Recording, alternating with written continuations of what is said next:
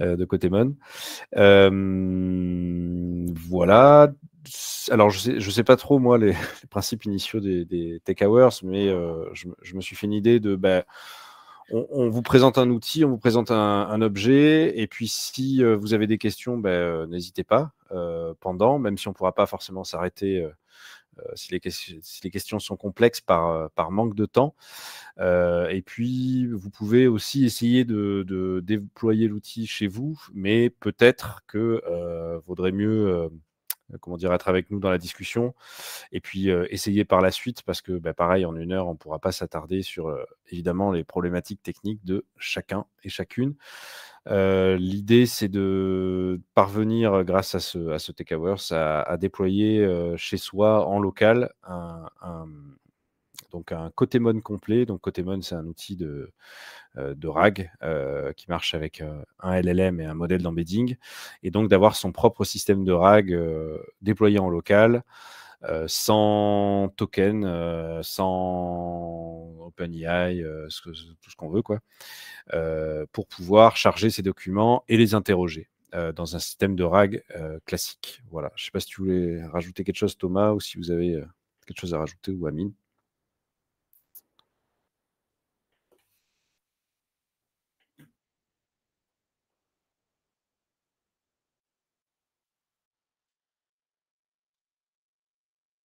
Tout à fait, ouais, il y a deux projets, donc on verra si on a le temps de vous les décrire un petit peu plus, mais il y a deux projets qui utilisent donc ce système avec Cotemon, donc deux projets de la saison 13 à Data for Good, donc EcoSkills et démocratiser la sobriété.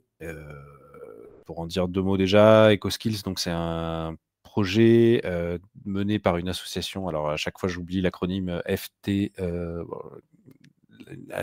Une association d'agents publics pour des agents publics, on va dire, dans un but de transition écologique. Donc, je crois que c'est FTE, quelque chose comme ça. Donc, en lien, je crois aussi avec le ministère, la DINUM et le ministère de la Transition énergétique. Et l'idée, c'est de créer un système qui permette de charger des documents sur la transition écologique et de permettre aux agents publics d'interagir avec ce système-là. Alors, c'est un projet qui a beaucoup évolué. Finalement, ça risque d'être une sorte de wiki avec des fiches et des contributions de chacun des agents publics à cette espèce de wiki un peu interne. Voilà. Et puis, je ne sais pas si quelqu'un veut peut-être parler de démocratiser la sobriété. Je ne sais pas, Amine, ou si, ou alors je le fais moi, il n'y a pas de souci. Ouais, vas-y, hein, je lance. Donc donc le projet de démocratiser la sobriété, c'est en partenariat avec le WSL, le World Sufficiency Lab, qui est, de ce que j'ai compris, quand même en lien pas mal avec l'université de Sciences Po, pour créer donc, enfin l'université existe déjà, donc, mais c'est pour créer là aussi un système de RAG pour pouvoir interroger une base documentaire très très vaste à la base, pour pouvoir avoir des infos pertinentes sur la sobriété, qui soient donc filtrées et qui soient du coup pas tout et n'importe quoi, et qu'on puisse, enfin que les utilisateurs puissent, en allant sur le site notamment du WSL, pouvoir atterrir sur ce système, cette base documentaire, et pouvoir récupérer des sources précises, que ce soit des articles scientifiques ou de la littérature grise, sur cette transition écologique, mais plus particulièrement sur des politiques de sobriété. Voilà. Donc, ce qu'on vous propose, c'est de vous présenter déjà l'outil Cotemon. Donc, je ne vais pas tarder à partager mon écran pour ça. Vous faire une petite démo déjà de l'outil, d'où est-ce qu'il vient, de se demander qu'est-ce que c'est qu'un RAG, quoi. Et puis, on pourra ensuite parler de l'installation, rentrer un peu plus dans le détail de cette installation, sachant que vous aurez tout finalement, enfin tous les projets donc Data for Good sont open source, comme vous le savez, donc les guides sont accessibles, et donc dans ces repos guides, en fait, il suffira de suivre des readme d'installation pour pouvoir l'installer de votre côté, mais on les regardera ensemble. Et puis après, voilà, si on a le temps, on pourra revenir un peu sur le projet qu'on est en train de faire enfin, ce qu'on est en train de faire avec Cotemon de notre côté, puisque c'est un projet qu'on a forqué et qu'on transforme pour nos besoins. La littérature grise, c'est, de ce que j'ai compris dans le jargon, c'est tout ce qui n'est pas vraiment académique, mais qui n'est pas non plus un blog scrappé quelque part sur un site internet à propos d'un sujet. Donc là, je pense qu'il rentre dans la catégorie littérature grise. Ce sont, par exemple, des réglementations, des documentations officielles du gouvernement, des rapports. Voilà, c'est tout ce qui n'est pas papier scientifique, qui est un peu à cheval entre les deux, quoi, entre les documents complètement informels et puis les documents rigoureux et qui sont des papiers de recherche validés par des pairs. Voilà, c'est pour ça que j'ai parlé de littérature grise dans le cadre du projet Démocratiser la sobriété. Alors, du coup, ça devrait marcher. Je vais devoir normalement pouvoir partager mon écran cette fois-ci. Et ça devrait ne pas friser. Vous me dites si on dirait que ça frise ou que je me suis endormi sur ma souris. On voit mon écran, donc déjà, c'est déjà pas mal. Et est-ce que là, on voit l'interface Cotemon? Ouais, c'est super. Ouais, pourquoi pas. Voilà. Et donc, je vais déjà juste faire le geste d'aller sur le Cotemon officiel pour vous montrer que. Et donc, effectivement, c'est pas nous qui avons, comme je disais, inventé Cotemon. C'est un projet qu'on a forqué. Et donc, c'est Amine, en fait, qui est dans le projet. Donc ici présent, dans le projet Démocratiser la sobriété, qui est venu nous avec cet outil. Donc, je ne sais pas du tout où il l'a trouvé à la base. Mais toujours est-il que c'est assez intéressant. Enfin, c'est open source déjà. Ça permet donc tout ce qu'on a dit, c'est-à-dire de déployer son propre système de RAG, notamment en local, mais après aussi de pouvoir le déployer pour une interface utilisateur. Voilà. Il y a, je pense que les contributeurs, donc j'ai fait ma petite enquête, donc Cinnamon, apparemment c'est une organisation plus ou moins liée à une école qui propose des outils open source, de ce que j'ai compris. Et la plupart des contributeurs, je pense, a priori, sont d'origine japonaise ou vietnamienne, essentiellement même vietnamienne. Mais bon, évidemment, comme c'est un projet open source, il y a des contributeurs de tous les horizons. Et donc, ici, donc de toute façon, on va voir l'interface après en vrai. On a donc, c'est à la manière d'un chat conversationnel, quoi. On peut interagir avec un LLM, donc un Large Language Model, à partir d'une base documentaire qu'on a pu précharger à la main. C'est ce qu'on va voir. Et puis, donc là, il y a plein d'instructions d'installation déjà officielles. Et puis, ce qu'on voit, c'est qu'il y a aussi des ouvertures, enfin des possibilités de mettre en place un GraphRag, donc, qui est un RAG un peu plus, on va dire, chiadé, qui est en fait une hybridation entre le système de RAG traditionnel et un knowledge graph, tout simplement. Voilà, donc on pourra en reparler peut-être si on a le temps après. Nous, on a utilisé pour l'instant vraiment que la forme traditionnelle du RAG. Et puis pour le GraphRag, il faut avoir quand même, je pense, un bon ordi. J'ai essayé, avec le mien, c'est compliqué. Pour l'instant, j'y arrive pas. Voilà, mais les options, enfin, c'est bien de savoir que les options existent et vous pouvez essayer, vous, de votre côté, d'aller plus loin et de transformer votre système de RAG en GraphRag. Pourquoi pas? Il y a trois modules et notamment, il y a un module un peu plus light que les autres qu'ils ont appelé le NanoRag.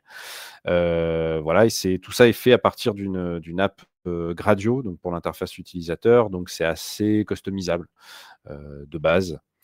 Et puis après, si on a le temps de parler un peu du code, voilà, à l'intérieur, la mécanique interne, c'est que des modules assez flexibles et qui peuvent interagir avec beaucoup de librairies. Donc là, nous, on va voir Ollama, il y a aussi OpenAI, il y a 4 ou 5 vector stores qui sont possibles. Nous, on a choisi Qdrant pour l'instant. Mais vous pourrez comme ça personnaliser votre environnement. Et pour tout ce qui est local, en fait, ça marche avec Ollama, comme on va le voir. Donc l'interface, donc ici déployée en local, hein, vous voyez que je suis en localhost. On a donc ce fameux chat conversationnel qui permet de choisir sa collection et d'interagir avec. Donc je peux faire déjà une petite démo. Donc là, ici, c'est pour le projet EcoSkills.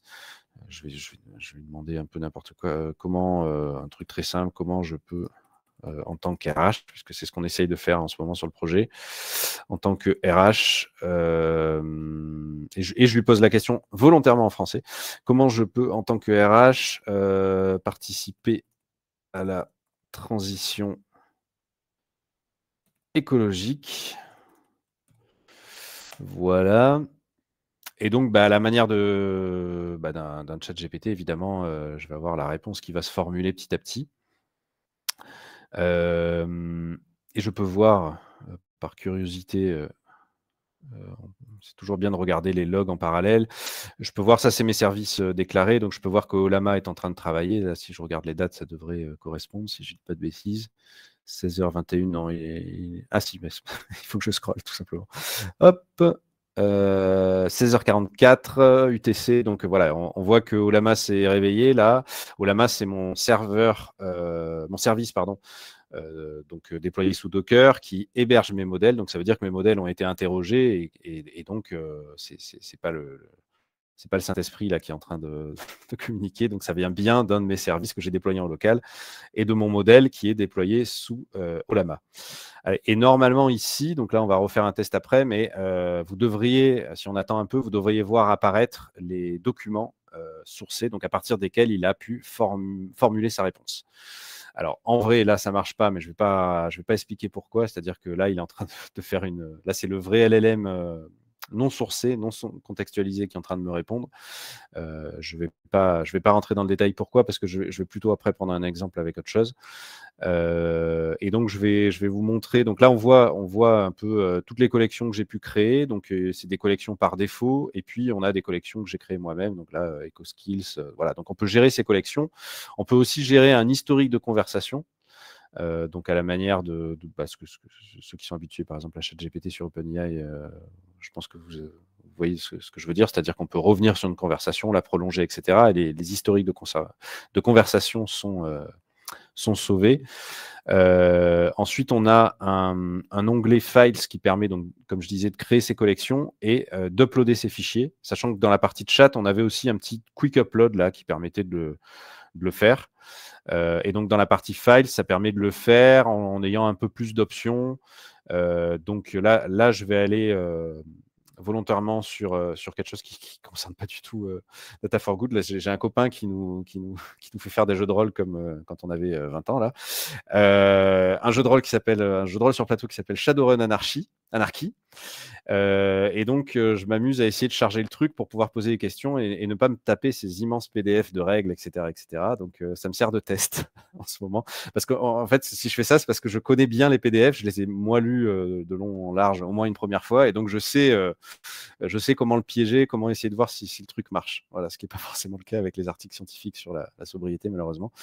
Et donc, pour vous faire une petite... un petit prolongement voilà, là c'est un livre complémentaire de règles sur la magie dans la matrice, etc.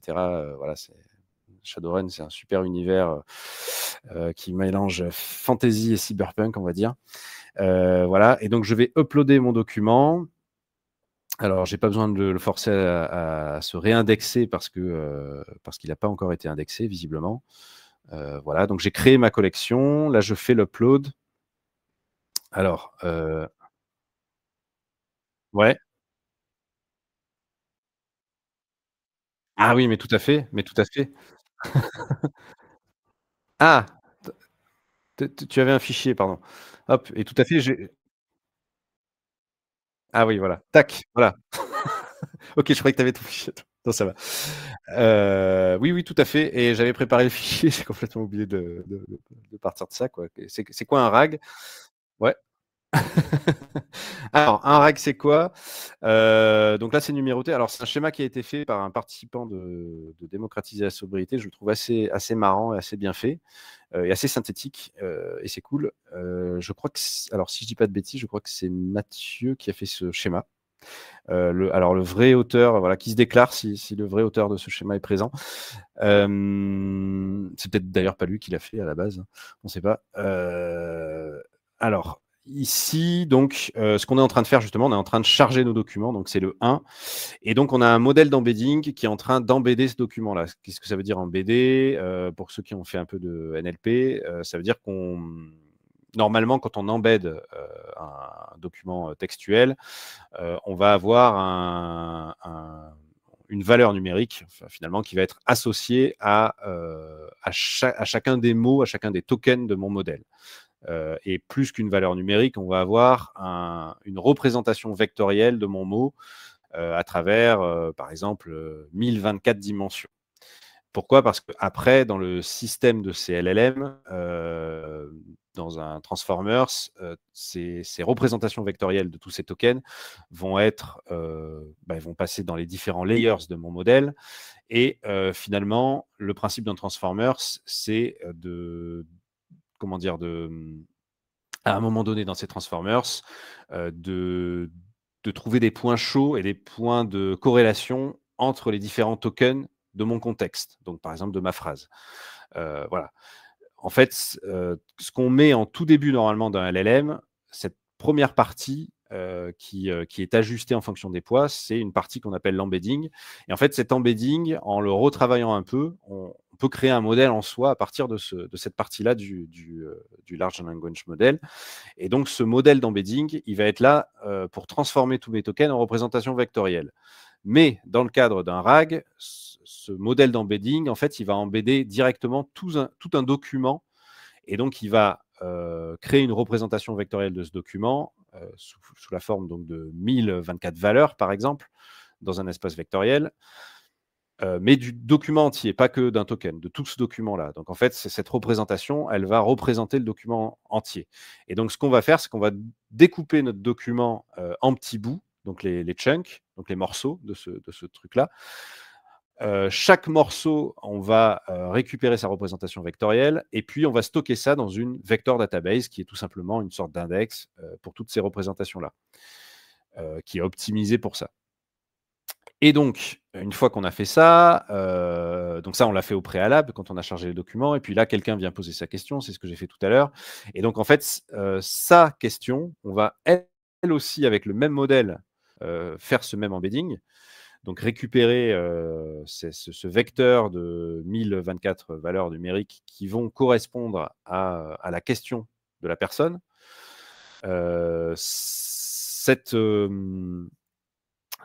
Donc ce prompt vectorisé, là, c'est ce qu'on voit dans le 4, hein, qui est sorti du modèle d'embedding. On va ensuite l'adresser au système.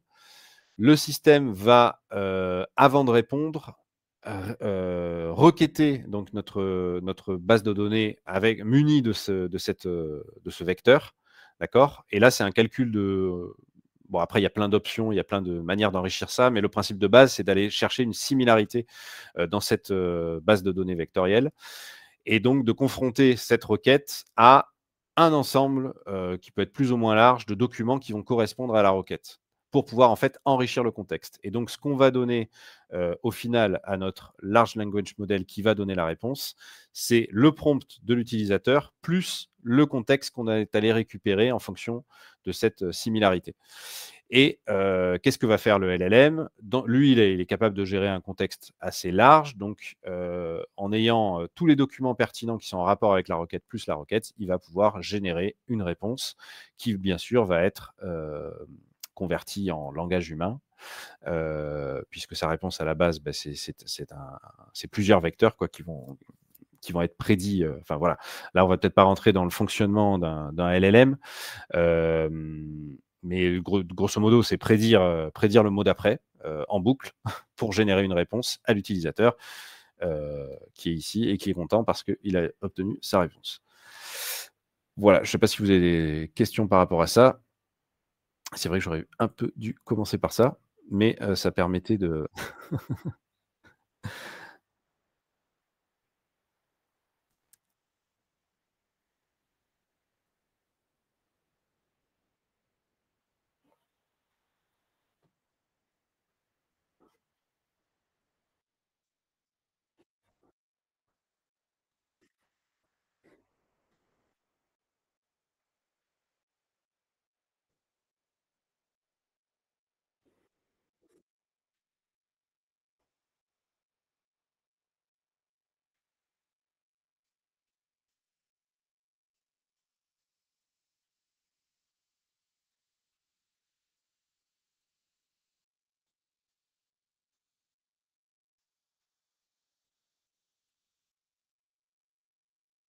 Exactement, donc je sais pas si, tu voulais parler des CAG notamment, CAG, cache.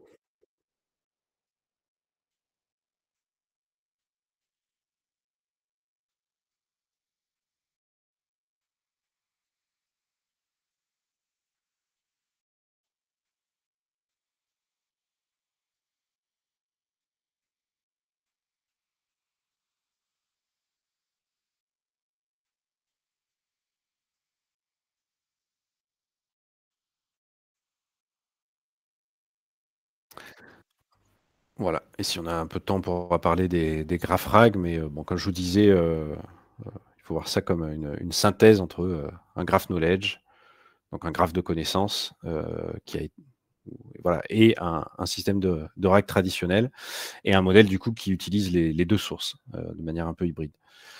Voilà, donc mon document s'est uploadé en 4-5 minutes, je pense à peu près.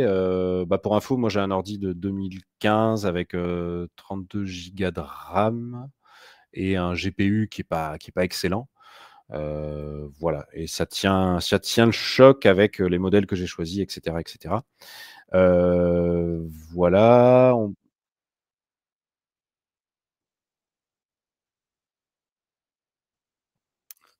ah ici là, il y a le nombre de tokens, ouais. 564 chunks, tac, tac, tac, tac. Ah oui, tout à fait. Ouais, c'est un mmh, ouais, tout à fait, c'est un assez gros PDF là que j'ai mis, voilà. Donc il est chargé, ici donc j'ai, différentes ressources. Donc là, tout ça, c'est les onglets de paramétrage. Heu, donc on retrouve du coup nos collections. Alors c'est plus pour, voilà, justement pour régler la taille des chunks et cetera et cetera. Sachant que tout ça, on a aussi côté code un fichier qui s'appelle flow settings dans Cotemon qui permet de le paramétrer de manière, enfin en dur, et ici on peut aussi le paramétrer via l'interface. Voilà, donc je peux gérer mes différentes collections. Ici je peux gérer mes LLM et donc choisir mes LLM. Donc si j'ai un token de OpenAI, ici, Claude, vous voyez qu'il y a Grok, Cohere, et donc notre fameux Ollama qui permet pour Cotemon de travailler avec n'importe quel modèle qu'on a hébergé en local avec Ollama. Donc en fait, ça nous ouvre les portes d'une gigantesque librairie de modèles. On peut regarder vite fait, il suffit de taper, Ollama, librairie, tac, et donc on se retrouve qu'avec des modèles open source, donc pour lesquels on n'a pas besoin de token, initialement. Et donc on voit qu'il y a, Gemma 3 qui a été mis, et ce qui est assez pratique donc avec l'écosystème Ollama, et cette librairie-là, c'est que on a directement, quand on clique sur un modèle, on voit directement, à quoi ça sert, est-ce que c'est multilingue ou pas, à quoi ça peut servir, est-ce que ça fait du multimodal. On a aussi les poids, donc ça peut être intéressant. J'ai trouvé une petite règle empirique qui disait que, quand on hébergeait un modèle en local avec Ollama, en gros, si ma RAM fait, 32, 32 gigas, c'était bien d'aller à la moitié, on va dire, au max, à la moitié, en milliards, enfin, en quantité de milliards de poids de modèle. Donc là, on est à 32 milliards, par exemple, pour ce modèle-là, ça va être un peu compliqué, pour moi. Ici, des modèles un peu plus légers, voilà, Llama 3.2 en 3 milliards, ça devrait passer amplement, et ça devrait bien marcher. Tu voulais dire?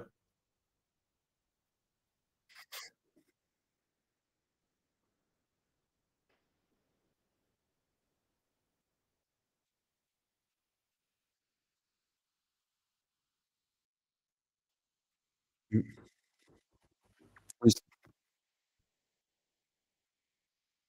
Voilà, GEMA 3 en 4 milliards, je pense que c'est amplement suffisant. Oui, voilà, amplement suffisant. Nous, là, par exemple, sur les projets, pour toutes nos tâches de sommarisation, d'inférence, on est que dans du textuel, et cetera, donc ça suffit amplement d'avoir ce.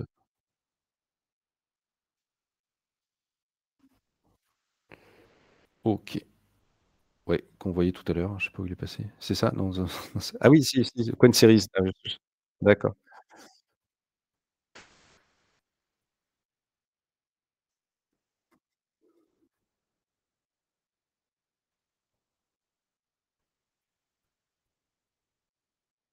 Mmh.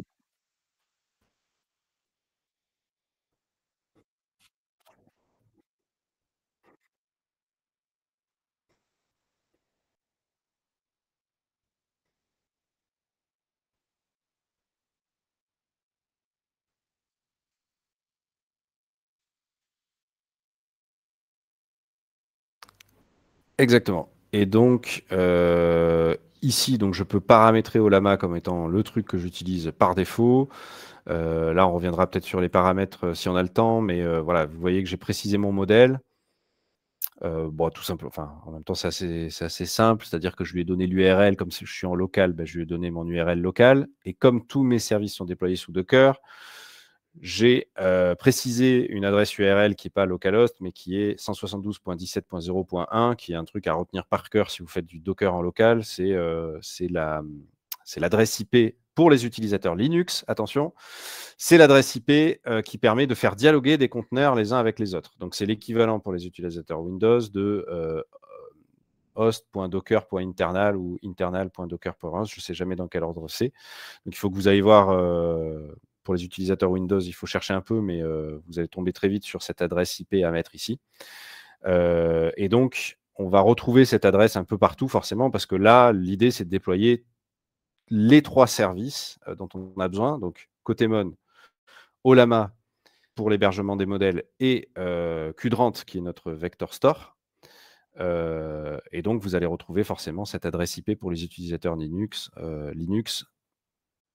un peu partout dans les settings ici, pour que tout puisse dialoguer ensemble. Donc là, on avait les modèles d'LLM, les modèles d'embeddings, comme on disait tout à l'heure, parce que dans notre système de RAG, ben, on a des modèles qui embed et des modèles qui formulent une réponse en mode question-réponse. D'accord? Donc LLM, c'est vraiment que pour la partie de chat, et l'embeddings, c'est pour vraiment l'embedding, le modèle d'embedding du RAG. Donc ici, j'ai choisi mon modèle d'embeddings, qui est un modèle a priori multilingue, assez performant et un des plus récents, Snowflake Arctic Embed 2. Voilà, on retrouve la même adresse URL puisqu'il est hébergé toujours dans le service au Llama. Ici, on a des modèles de re-ranking, donc ça, j'en ai pas parlé. Alors bon, je me suis dit: «Ah mince, tout le monde va avoir ma clé». Bon, c'est pas grave, je vais faire disparaître ma clé très vite. J'en recréerai une autre. Donc Cohere, en fait, c'est un service aussi d'hébergement, on va dire, de LLM en ligne, mais il y a une partie open source. Alors je crois qu'on est complètement free, quoi. C'est-à-dire on est limité à, si je dis pas de bêtises, 10 requêtes par minute, quelque chose comme ça, ou 10 requêtes toutes les 10 minutes. On va voir ça. Cohere Ranking. Et donc, vous pouvez créer votre clé. Cohere Ranking, pardon. Hop. Ranking optimisé.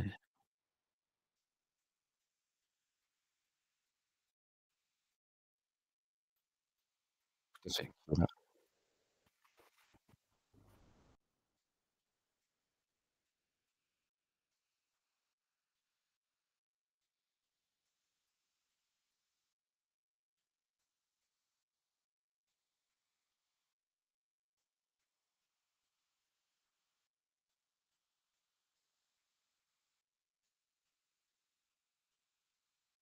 Exactement.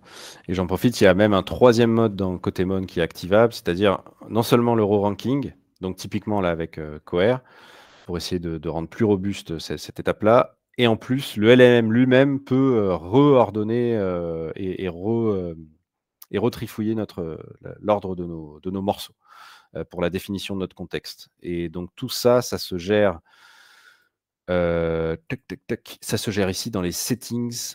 Donc ici, on a les user settings qui permet de dire qui est logué, etc., etc. Ça, je pense que c'est plutôt toi, Thomas, qui a fait l'enquête, si tu veux en parler après. Et puis, hop, voilà, c'est dans. Alors attendez, hop, voilà. Ici, pour chacune des collections, on peut définir ici, est-ce qu'on fait du row ranking? Donc pour ça, il faut avoir une clé de row ranking et un modèle de row ranking. Et est-ce que en plus, le LLM lui-même peut réordonner d'une certaine manière, retrier ce podium entre les documents. Parce que l'idée, c'est de récupérer par exemple 100 documents. Enfin, potentiellement, on peut faire ça avec Cotemon. Et donc ici, on peut récupérer 100 documents et en récupérer à la fin que 20. Donc, d'où l'idée de les réordonner, histoire de donner au LLM que les plus pertinents. Donc, c'est une sorte de tri successif qui est fait. Voilà. Là, j'en profite aussi. On a des settings que vous pourrez explorer qui permettent de définir la langue de réponse, le maximum de contexte qu'on va fournir au LLM dans tous les cas, même si lui, il peut en accepter plus. Et puis, des options de reasoning pour les modèles qu'il accepte. Et donc, ça peut être un simple question-réponse où on peut utiliser à la manière un peu des nouveaux modèles qui font du reasoning, c'est-à-dire qu'ils vont faire des allers-retours entre le modèle et ce qui a été formulé pour pouvoir, en théorie, articuler des raisonnements dans la réponse. Donc, je ne sais pas si certains... bon, ça a été l'annonce de DeepSeek, enfin non, d'abord de OpenAI et puis après de DeepSeek sur le sujet qui a mis quand même la lumière sur ces modèles de raisonnement, si je ne dis pas de bêtises. Et donc, on peut reproduire ça dans Cotemon. Je l'ai fait une ou deux fois, je n'étais pas très convaincu. Peut-être que j'avais mal paramétré le truc, donc voilà, n'hésitez pas à essayer de votre côté. Ça dépend fortement. Enfin, je pense qu'il faut maîtriser bien les modèles qu'on choisit pour pouvoir le faire et que ça soit pertinent. Et puis aussi, il faut que ça soit des questions qui s'y prêtent. Si c'est juste une recherche documentaire, bon, c'est peut-être pas la peine. Si vous lui posez des problèmes à résoudre, des choses à optimiser à l'intérieur d'un contexte, etc., etc., et si toute votre pipeline est nickel et très robuste, alors peut-être que ça vaut le coup de proposer un LLM de raisonner sur ce que vous lui proposez comme contexte. Je ne sais pas si tu voulais rajouter quelque chose, Thomas, par rapport à ça ou par rapport aux user settings. Ouais.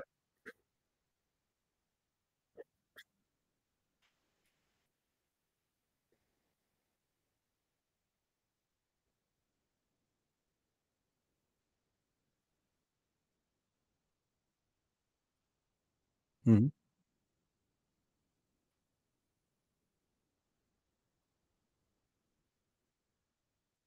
Mmh.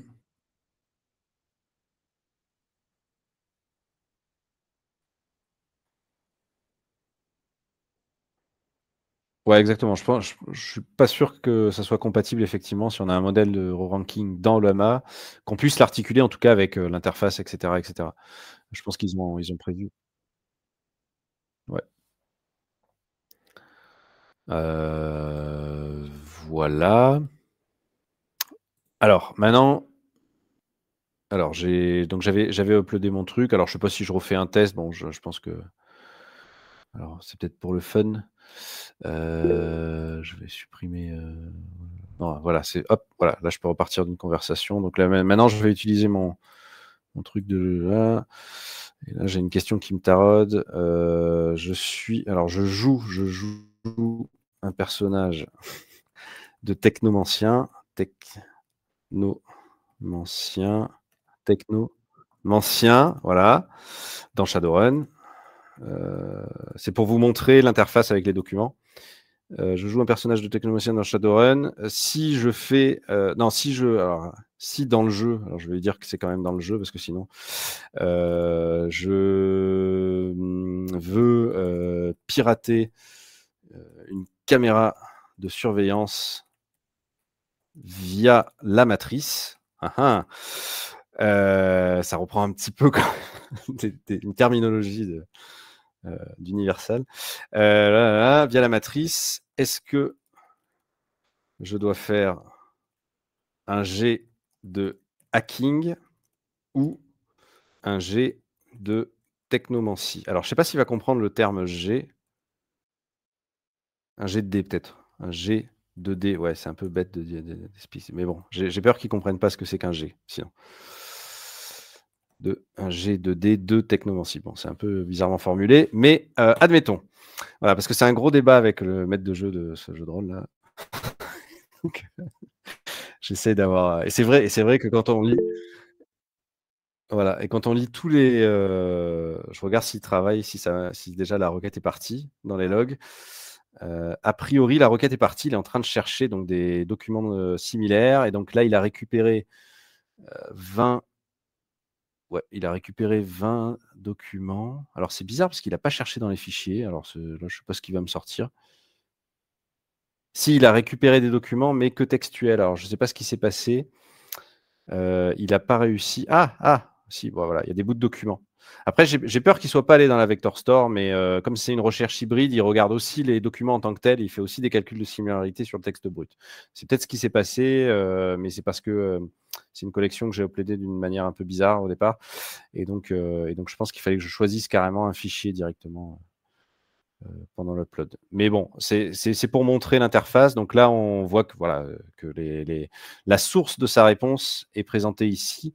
Il y a plusieurs modes de citation, donc outline et inline. Outline, de ce que j'ai compris, je crois que les documents s'affichent à droite et puis c'est tout. Et inline, il va aussi créer des petites... comment on appelle ça, des petites pastilles quoi, dans le texte, des petites références avec des sources consultables. Voilà, donc alors il met un petit peu de temps à répondre. Donc là, il est allé réveiller. Donc maintenant qu'il a récupéré le contexte et qu'il m'a affiché même les documents avec leurs images, il est allé interroger le modèle. Alors ça, badge request, je pense c'est pour une fonction en plus, un tools, donc je n'ai pas encore compris exactement. En tout cas, c'est un message d'erreur qui n'empêche pas cette partie-là de retrieval. Voilà, bon, en attendant sa réponse, comment on installe tout ça? Alors, comme je vous disais, le mieux, c'est d'aller directement sur GitHub de Data for Good. Je pense qu'on peut donner les liens pour ceux qui ne connaissent pas. Et d'aller sur le projet 13 démocratiser la sobriété, qui est un peu plus clean parce que dans EcoSkills, c'est peut-être plus dur de se repérer. Bon, c'est pareil, hein, grosso modo, ça va être architecturé un petit peu pareil.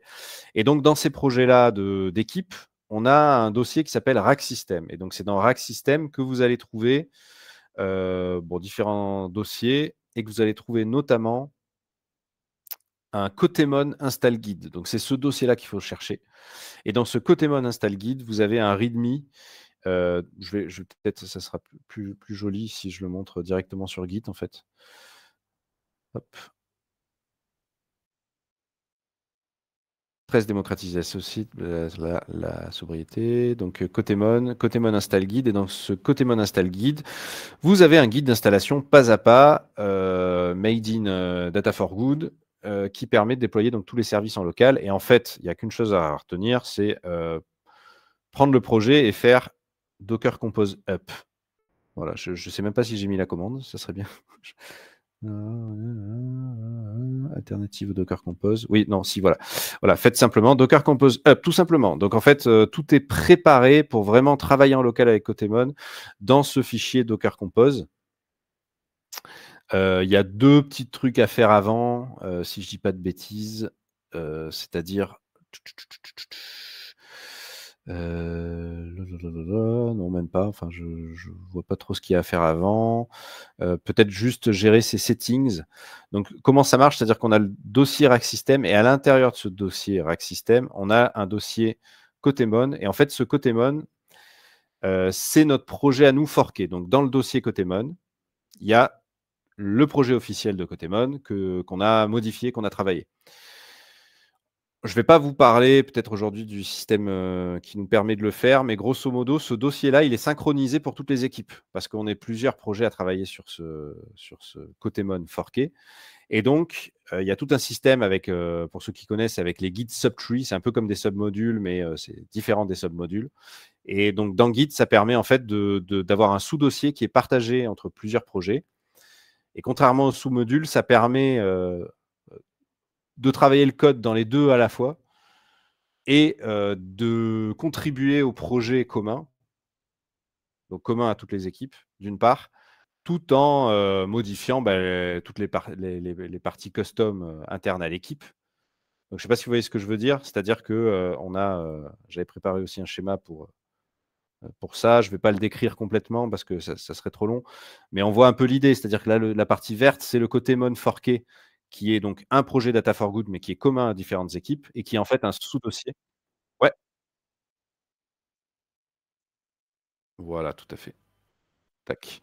Donc en gros, là, ce qu'il faut simplement retenir, c'est que cette partie verte, c'est la partie commune et c'est bien un sous-dossier de notre dossier Rack System qui se trouve qui se trouve être un dossier de chaque équipe dans son Git d'équipe. D'accord? Donc de 13 Sufficiency, 13 EcoSkill. Et donc, ce dossier Rack System, on a développé des scripts qui sont vraiment propres à l'équipe, mais à l'intérieur de la librairie Kotemon, on est en train de développer, de modifier déjà le Kotemon officiel pour ajouter des features à Kotemon qui nous paraissent indispensables pour nos projets et de créer aussi tout un système de blocs qui permet, alors je ne vais peut-être pas là rentrer dans le détail, si ça vous intéresse, vous nous rejoignez sur le canal, mais qui nous permet d'agencer de manière un peu différente la manière dont Kotemon gère l'ingestion des documents, notamment de rajouter des étapes, etc. etc. Et donc tout ça, ça se fait dans un projet commun de Kotemon. J'ai entendu un télum, je ne sais pas ce que c'est. Tout à fait. Et donc, comme je disais, on va regarder le petit Docker Compose qui se trouve quelque part ici, donc qui se trouve lui aussi forcément dans le dossier Rack System. Et donc, dans ce dossier, dans ce fichier Docker Compose, alors je vais plutôt, parce que là, j'ai rajouté plein de trucs qui vont embrouiller la visibilité. Donc, on va plutôt le regarder sur le Git. Voilà. Qu'est-ce qu'on trouve? On a donc notre service Kotemon, qui est donc buildé par le Dockerfile interne à Kotemon, le Kotemon officiel. Ici, alors ça c'est assez important, c'est juste que j'ai fait en sorte de paralyser le lancement de l'app Kotemon à l'intérieur du Docker Kotemon. Alors ça fait aussi d'autres petits trucs parce que ça nous installe une librairie un peu intermédiaire sur laquelle on travaille, qui est une librairie qu'on a ajoutée, qui permet de gérer ce qu'on appelle nous nos taxonomies, c'est nos métadonnées, etc., etc. Bon, et surtout là, cette petite ligne là, c'est juste un petit truc, une petite astuce avec Docker.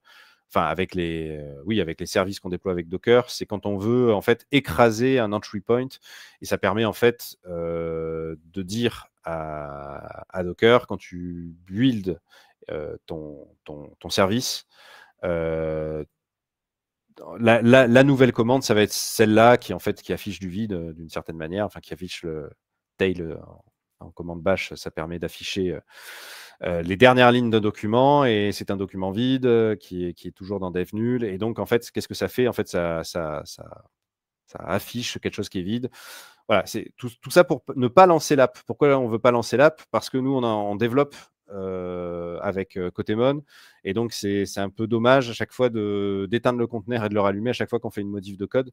Donc en fait, ce qu'on fait là vraiment, c'est parce qu'on est en mode dev, on lance les services Docker, on rentre à l'intérieur de notre service, et une fois qu'on est à l'intérieur, on lance l'app avec un script dans Kotemon qui s'appelle launch.sh. D'accord? Donc, vous, si vous l'utilisez vraiment qu'en tant qu'utilisateur, vous pouvez retirer tout ou partie de cette ligne-là pour que l'app elle soit déclenchée tout de suite, en fait. Voilà. Ensuite, on a des... Oui,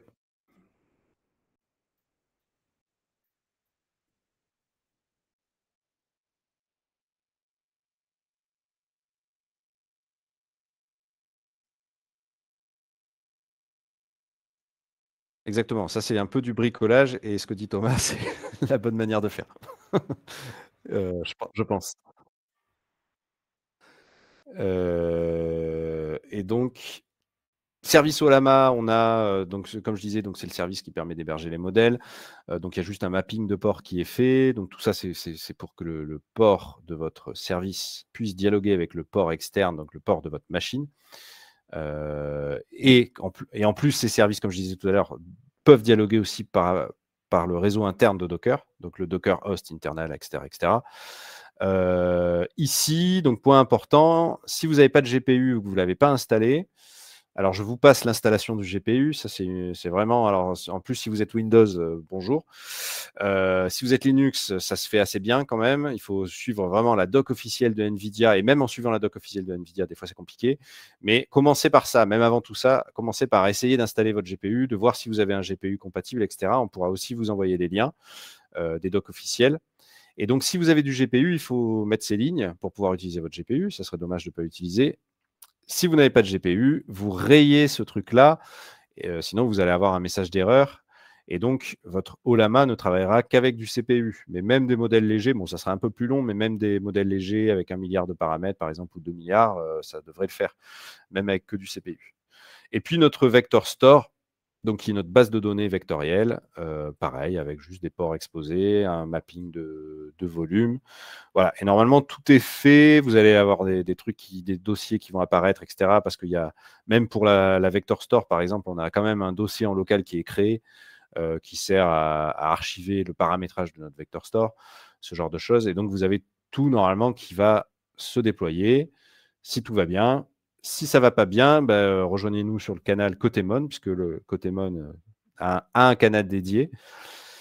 Et vous pouvez exposer votre problème et on peut tâcher d'y répondre. Et puis, si même vous voulez nous rejoindre pour développer des features dans Cotemon, vous êtes les bienvenus. Et c'est dans ce même canal qu'on peut ajouter des features, etc.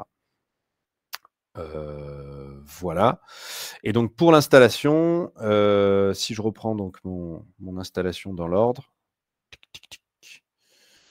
Donc, on a dans ce Cotemon Install Guide, donc, ce que je viens d'expliquer, on en était à peu près repartir du projet initial, non conseillé. Voilà, ça c'est non conseillé. Hop, ici, oui, il y a un petit truc à faire aussi avant de lancer l'app cette fois-ci, une fois qu'on a donc qu'on a run nos conteneurs. Donc Docker Compose Up, c'est une commande avec Docker Compose qui fait à la fois le build la première fois et le run. Donc, nos conteneurs sont up, nos services sont déployés. Et comme je vous disais, l'app ne s'est pas déclenchée. Donc, il faut aller à l'intérieur du conteneur avec une commande qui est celle-ci, d'accord, Docker Compose exec it Cotemon, voilà, depuis le dossier rack system.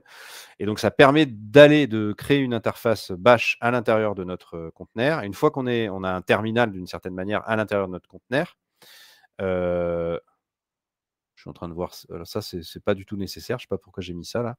Le mapping de port, il est fait normalement dans le Docker Compose. Mais bon, voilà.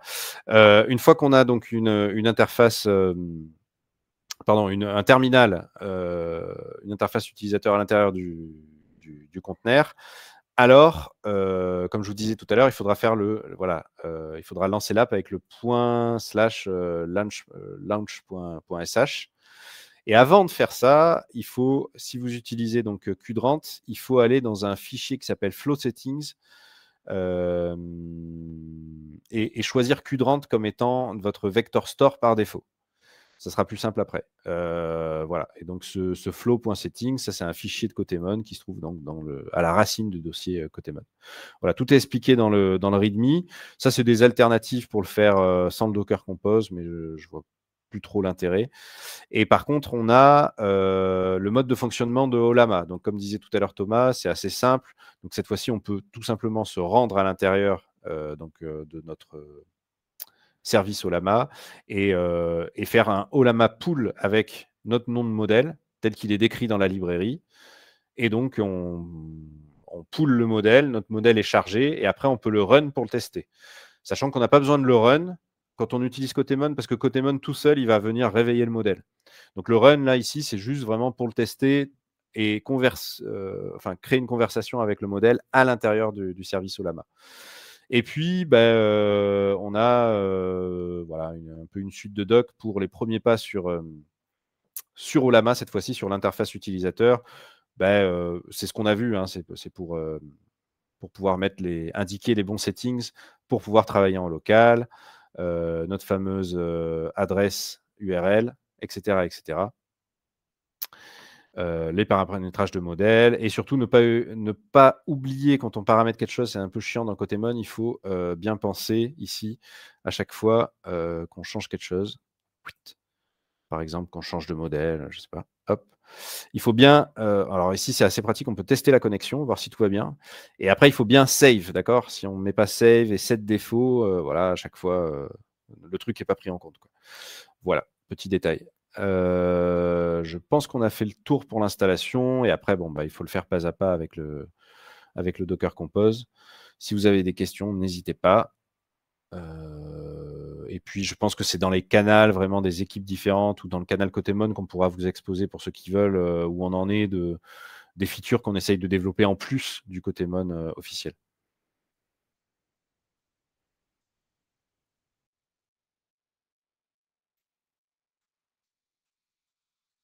Oh! Oh! Et oui! Alors alors déjà il me répond en anglais. Alors, you will use a technomoney check. Et non, il a tort, c'était le piège. Alors c'est parce que c'est mon avis, hein, mais voilà, le maître du jeu, serait peut-être d'accord avec lui, mais moi je suis pas d'accord en tout cas.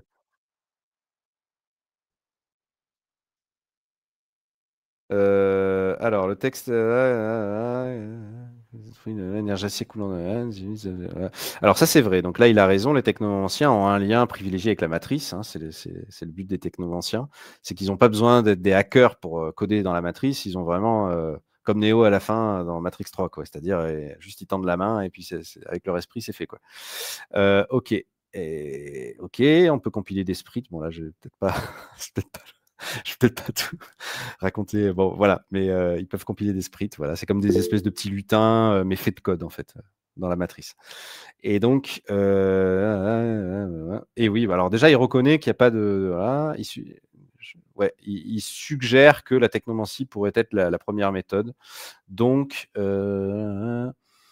vous devrez utiliser la technomancie. Ouais, voilà. En gros, bon, il s'avance, mais il sait pas trop. Mais effectivement, ça pourrait être ça, mais c'est pas ça. En tout cas, c'est pas mon avis. Non, et il faut clairement faire un jet de hacking, même si on est un technomancien et même si on code d'une autre manière, juste avec l'esprit, il faut faire un jet de hacking. Et pour les actions spéciales de technomancien, donc c'est tissage de formes complexes dans le jeu, etc. Là, par contre, il faut faire un jet de dés de technomancie pour les trucs vraiment très spécifiques aux technomanciens. Voilà. Voilà. Je sais pas si on n'a pas dépassé le cadre. Ouais, le débat n'est pas clos, ouais. Et alors ça permet de voir un truc, c'était quoi le highlight là? Et je me rends compte qu'aujourd'hui, hein, c'est que quand on souligne quelque chose, peut-être je l'avais pas fait jusque-là, on voit, d'où il tire sa réponse. Voilà, mais on voit que ça marche pas forcément bien parce que là, par exemple, on lui parle d'esprit et en fait là, il souligne un truc, qui a pour moi rien à voir avec ça. Voilà. Hem, donc le mode highlight, ça serait ça, quoi. Voilà, là par contre ça tombe bien, hein. Là il a bien, effectivement là ce qu'il est en train de nous citer mot pour mot, c'est, ce qui est dans le document. Donc, c'est que des fois ça marche quand même. Et il y avait une question, tu disais? Ouais.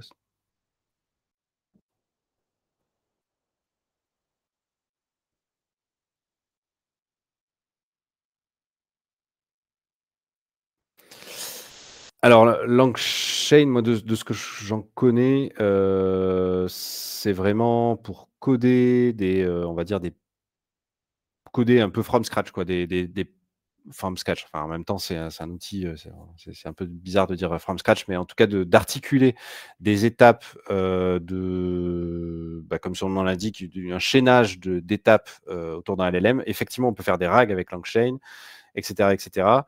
On peut même, avec leur truc là, Graph LangChain, alors c'est pas pour faire un graph RAG, mais c'est pour, comment dire? Articuler là encore un peu mieux des étapes des différents, même je crois qu'ils sont maintenant sur le multi-agent, si je dis pas de bêtises. Enfin sur les agentic base quoi. On peut faire de l'agentic base avec LangChain. Mais, l'intérêt là de Cotemon, c'est d'avoir, une interface déployable facilement pour ses propres besoins en local, je dirais. Voilà, c'est plus ça la plus-value, quoi.